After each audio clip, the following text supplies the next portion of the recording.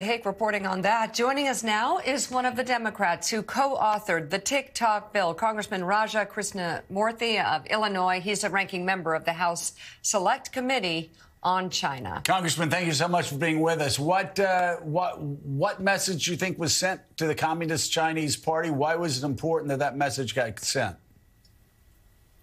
I think the message was that, look, the American people enjoy TikTok, and we in Congress want the platform to continue to operate, but we want ByteDance to divest its vast majority of ownership of TikTok.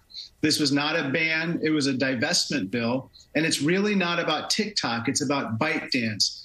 Just so your viewers know, ByteDance is a Chinese company that has 100% ownership of TikTok, and the editor-in-chief of ByteDance is the secretary of the Chinese Communist Party cell embedded at the highest ranks of ByteDance to make sure that all products of ByteDance, including TikTok, adhere to, quote, correct political direction.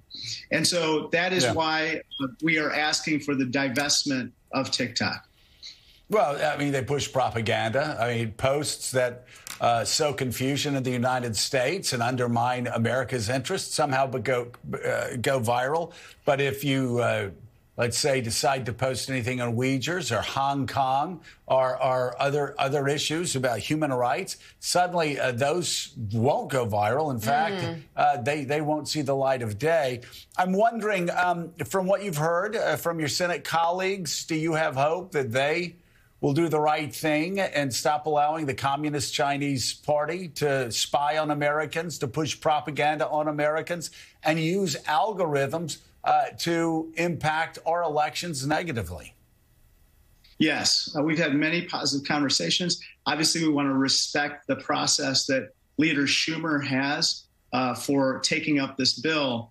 But I think there's a lot of interest. And I got to say, what TikTok did last week and in its lobbying campaigns have really backfired and caused more people to support our bill, including in both chambers. Just as an example, on the morning of the vote in the House Energy and Commerce Committee to take up this bill, TikTok sent out a push notification and pop-up on millions of users' phones using geolocation data of minor children to get them to call their members of Congress in order to continue accessing content on TikTok.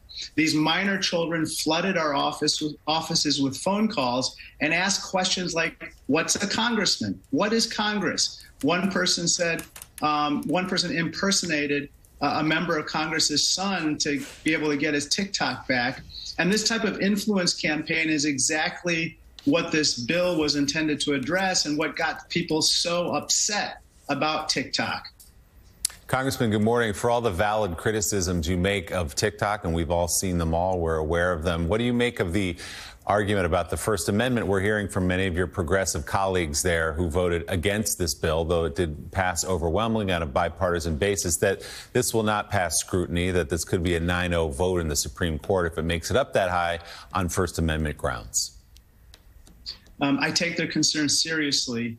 About half the Progressive Caucus ended up voting for this bill. And the reason why is simple. They know there's no First Amendment right to espionage or First Amendment right to harm our national security.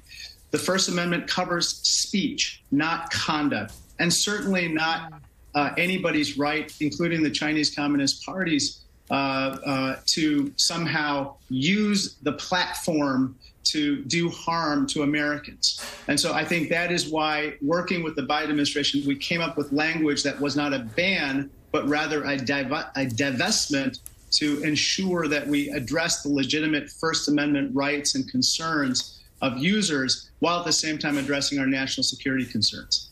So, Congressman, though, to that point, we've certainly heard the opposition suggest it's not just being dubious of some of the national security concerns, raising awareness about the First Amendment, but just also saying this is unprecedented, saying that this is a step that the Congress has never taken before. What is your response to that? Do they feel like this could be the beginning of a slippery slope? This is not without precedent. That's incorrect. The best example is the LGBTQ app Grindr. Grindr was owned by a Chinese company. And once it became clear that the CCP, the Chinese Communist Party, had access to sensitive data about LGBTQ members of the U.S. government and military, they were forced to divest. They did so very quickly because the app was very valuable, much like TikTok, and there was no disruption to users. And that's what we would expect in this case as well. All right, Democratic Congressman Raja Krishnamoorthi of Illinois. We will continue this conversation. Lots of debate around it. We appreciate you coming on this morning. Thank you.